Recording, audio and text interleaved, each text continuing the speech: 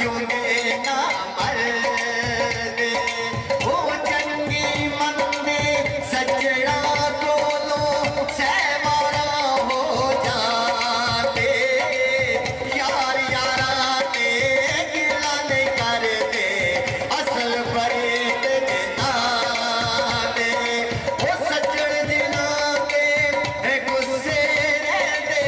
यार जिना के गुस्से रहते कीओ ना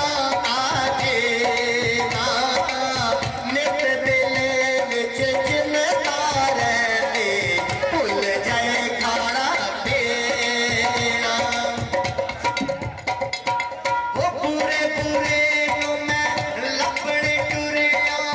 बुरा ना लभया कोई जद मैं अंदर जाती पाए मेथों बुरा ना कोई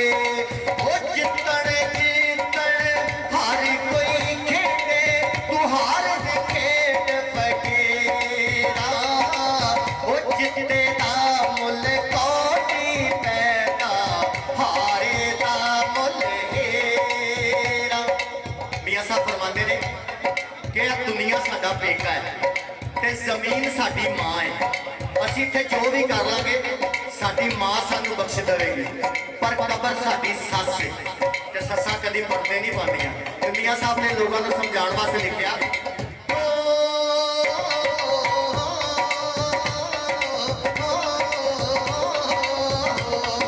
ओ सारी उम्र मैं पेके गुजारी सारी उम्र मैं पेके गुजारी एक दिन सौरे जाना सौ गुना मेरी मां कच्चे सस एक कच्चे ते जाना ओ कल्ला हथ कदे नहीं उबदा हथ ही हथ नूं धोता परावा पाक मुहम्मद बख्शा कौन किसे नूं रोंदा ओ कल्ला हथ कदे नहीं उबदा हथ ही हथ नूं धोता परावा पाक मुहम्मद बख्शा कौन किसे नूं रोंदा टाइम की कमी की वजह तो एक शेर पेश कर रहा जरा गल जरा गौर ना सुनना बहुत शुक्रिया मियां साहब नमाज का टाइम हो गया तो अपने मुरीद को आख्या बेलिया खूह तो पानी लाया असी वजू कर लईए मुरीद खूह तो पानी लैन गया उत्थे एक बहुत खूबसूरत बीबी खूह तो पानी भरती पई सी मुरीद ने जो उस बीबी ने देखा तो उसके हुस्न का दीवाना हो गया उन्होंने पानी की भी होश भुल गई मियां साहब ने कहा यार बेली नहीं मुड़िया तो नमाज का टाइम लंघ लग गया तो मियां साहब आप पीछे गए तो बेली बुत बनया खलो मियां साहब ने जाके उसके मोढे ते हथ रखा तो कहते बेलिया तू तो दुनियादारी च चला गया तो मियां साहब अपने उस बेली को की समझाते हैं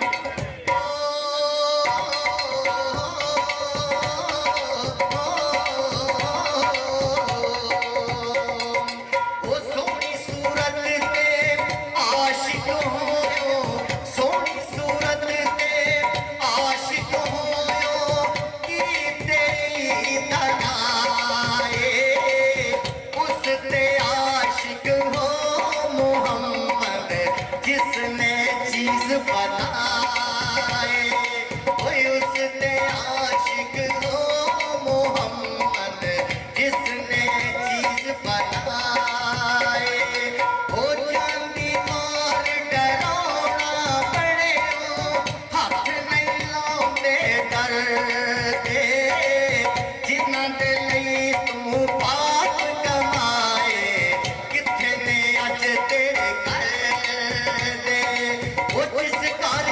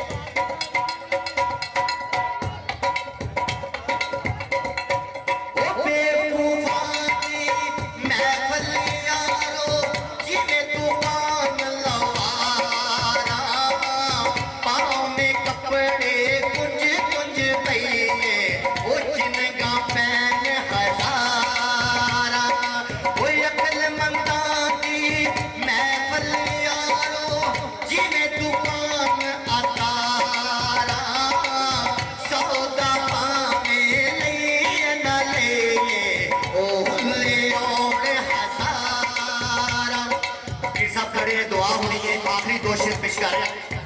मियां साहब फरमाते ने आ देखो ना पिछे सैयद बादशाह खड़े ने लखा मुरीद ने सरकार दे किसी भी पीर के लखा ते करोड़ा मुरीद होंगे ने पर अपने यार के म्यार से पूरा कोई कोई उतरता बहुते रावां ते छड्ड जाते हैं ते जेडे अपने यार नाल तोड़ निभाते हैं ना उन्होंने बड़े बड़े इम्तिहान भी देने पैंदे ने ते तकलीफां भी सहनियां पैंदियां ने ते मियां साहब दी मिसाल की दे रहे हैं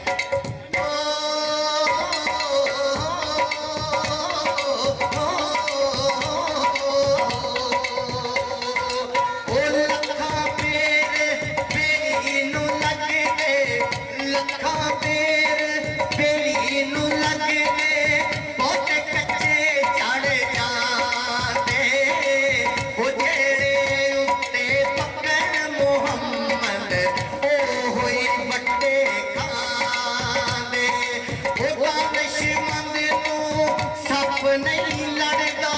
एक खुटो तो वारे ओह मुड़ मुड़ तो खाता दे मत जिया दी मारी सरकार सैयद बादशाह शेर आखिरी